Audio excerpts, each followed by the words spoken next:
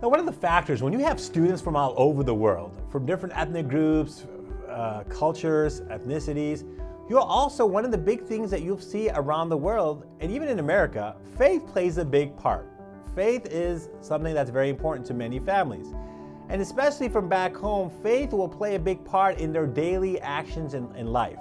So it could be from the food, from the clothing, from their mannerisms and behavior, to cultural customs, to holidays.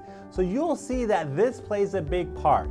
Where some faith, it might be from something that they have to show from the outside, from maybe a Jewish person wearing, a student wearing a yarmulke, to an individual who might be Sikh, who might be wearing a turban, to a Christian who might be wearing a cross, to a Muslim who might be wearing a scarf or a beard. You'll see that all of them will have some specific things that they will do to help represent them, and at the same time being also a productive American citizen.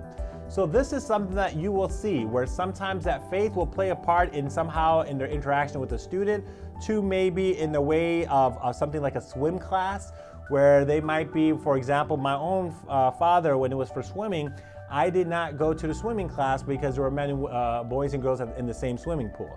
Right? 1 year he did, and the other say he said, no, let's best, it's not. So it's not just for girls not to be there, but also for boys. So you might see from a faith perspective, someone might say, can I take another class?